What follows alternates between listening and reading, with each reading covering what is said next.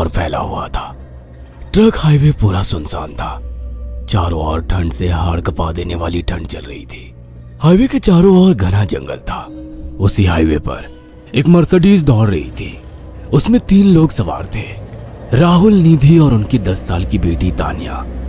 राहुल अपने दोस्त सैफ के घर ईद की पार्टी में शामिल होने के लिए गया था और पार्टी करके घर लौट रहा था। निधि ने मुस्कुराकर ड्राइव करते हुए राहुल से कहा, कुछ भी कहो राहुल, आज तो ईद की पार्टी में मजा आ गया। हाँ, मेरा दोस्त बहुत ही बिंदास और हंसी मजाक करने वाला व्यक्ति है। मैंने देखा उसके घर पर शहर की एक से एक बड़ी हस्ती थी, मगर फिर भी वो उन सबको इग्नोर करके हमें इम्पोर्टेंस दे रहा था। हाँ, देगा क्यों नहीं, आखिर मेरा दोस्त जो है।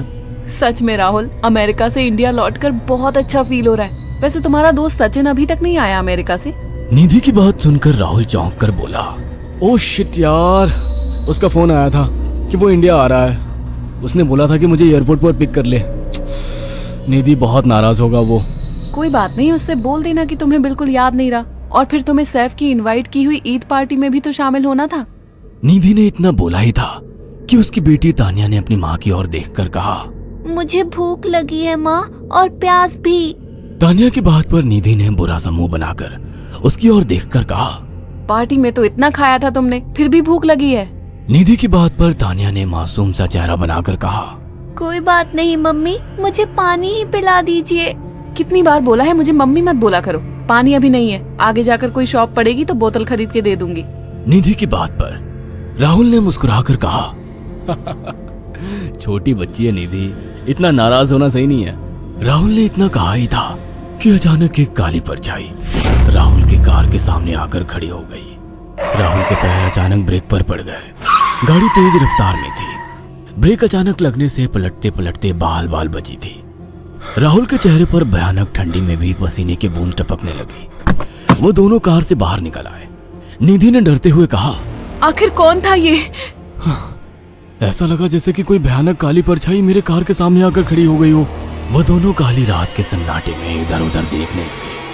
तभी निधि को एक घने पेड़ के पास दो चमकीली हुई आंखें दिखाई दी। उसकी आंखें बिल्कुल भेड़ियों की तरह लग रही थी।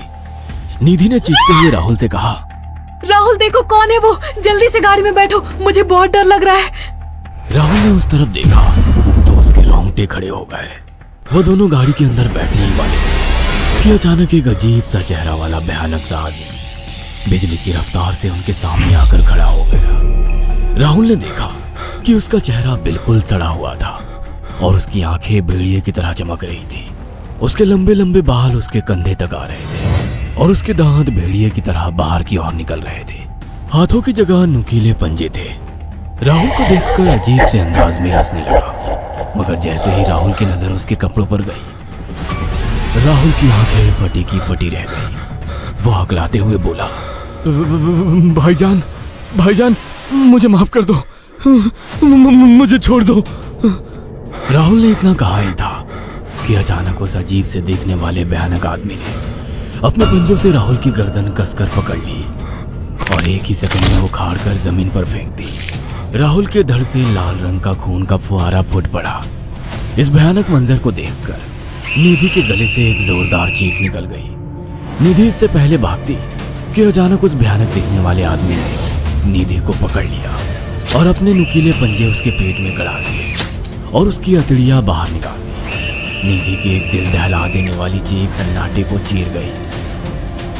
अचानक हवा का एक बवंडर उठा और वो भयानक सा दिखने वाला व्यक्ति देखते ही देखते बवंडर के साथ गायब हो गया। तानिया ने डरते डरते निधि के मोबाइल से पुलिस और सैफ को बुला लिया और कुछ ही देर में वहां चारों ओर पुलिस की गाड़ियां थी। पुलिस ने राहुल के दोनों दोस्त सैफ और सचिन को वहीं बुला लिया। इंस्पेक्टर अर्जुन ने दोनों से कहा, मैंने ऐसी हत्याएं अपने करियर में कभी पहले नहीं देखी। ये काम तो ना किसी जानवर का लगता है, ना ही किसी इंसान का। सचिन कपकपाती हुई आवाज में बोला, आप कहना क्या चाहते हैं? कुछ कह नहीं सकता। जिस किसी ने भी इन दोनों को मारा है उससे एक बात तो साबित होती है कि वो इन दोनों से हद से ज्यादा नफरत करता था। अब सारी सच्चाई तो यह बच्ची ही बता सकती है। इतना बोलकर इंस्पेक्टर अर्जुन तानिया के पास चला गया, जो बेहद डरी हुई थी। तानिया ने आंखों देखी सारी घटना इंस्पेक्टर अर्जुन को बता दी। तानिया की बात सुनकर इंस्पेक्टर अर्जुन कंफ्यूज चेहरा लेकर मोबाइल पर किसी से बात करने लगे। सचिन इंस्पेक्टर के पास आ गया और सैफ भी डरता हुआ इंस्पेक्टर अर्जुन के पास आकर बोला, क्या हुआ इंस्पेक्टर? तानिया ने क्या बताया? उसने जो बताया वो काबिले यकीन नहीं है। उसकी बात पर किसी भी तरह से यकीन नहीं किया जा सकता। फिर भी कुछ तो बताया इंस्पेक्टर। हाँ, उस बच्चे के मुताबिक एक भूत ने निधि और राहुल को बड़ी बेदर्दी से मारा है। इंस्पेक्टर की बात सुनकर दोनों बुरी तरह से चौंक गए। क्या मतलब है इस बात का? बच्ची बेहद डरी हुई है। हम आगे की तफ्तीश जारी रखेंगे। निधि और राहुल तो चले गए, अब तानिया को मैं रख लूंगा। नहीं, राहुल मेरा अच्छा दोस्त था। तानिया अब मेरे साथ रहेगी। देखिए, बच्ची के माँ बाप अब इस दुनिया में नहीं है और आप दोनों भी शादीशुदा है। मुझे नहीं लगता कि आप दोनों बच्ची की सही से देखभाल कर सकते हैं। मेरी कोई औलाद नहीं है। मैंने अपनी पत्नी को फोन कर दिया है, वो भी IPS ऑफिसर है। ये बच्ची आज से मेरे साथ रहेगी। उसका मासूम चेहरा मेरे दिल में उतर गया है। अब तुम दोनों जा सकते हो। पूछताछ के लिए मैं जब भी तुम्हें बुलाऊं तुम दोनों आ जाना। इंस्पेक्टर ने ये बात बोली ही थी कि अचानक वहां पर मौसम बदल गया। चारों ओर काली घटाएं छा गई और एक भयानक बवंडर उठा और देखते ही देखते सब पुलिस वालों के सामने वो भयानक चेहरे वाला आकार सबके सामने खड़ा हो गया। उसको देखकर सबके रोंगटे खड़े हो गए। देखते ही देखते उसने अपने भयानक पंजे सैफ की आंखों में डालकर उसकी आंखें निकाल ली। सैफ ने चीखते हुए वहीं दम तोड़ दिया। उस भयानक आदमी को देखकर सचिन उसके पैरों पर गिर गया। तुम तो भाईजान से कपड़े पहने हो। मैं समझ गया, तुम भाईजान हो। मुझे माफ कर दो भाईजान, मुझे यहाँ से जाने दो। मैंने कुछ नहीं किया था। वो भयानक चेहरे वाला गुर्राते हुए बोला, बता इन सबको कि ये सब इतनी भयानक मौत क्यों मरे। सचिन दौड़ता हुआ इंस्पेक्टर अर्जुन के पास गया और बोला, मैं जानता हूँ इसने इन तीनों को क्यों मारा। इसका नाम भाईजान था। जब ये जिंदा था ये किसी का भाई किसी की जान था।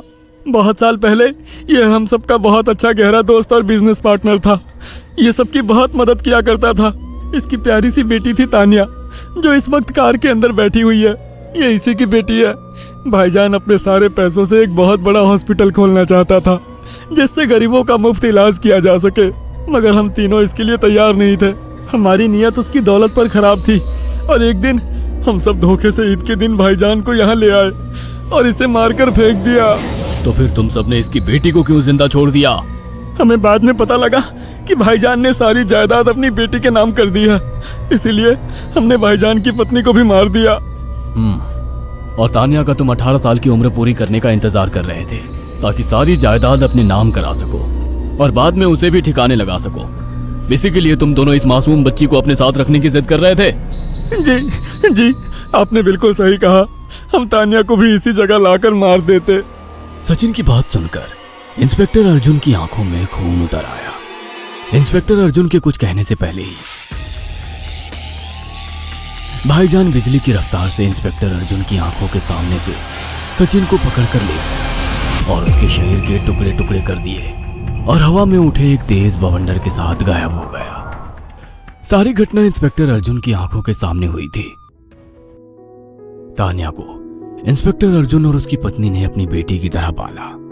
अगर आपको हमारी ये कहानी पसंद आई हो तो इसे लाइक और शेयर करना ना भूलें। साथ ही ऐसी और नई कहानियों के अपडेट्स पाने के लिए हमारे चैनल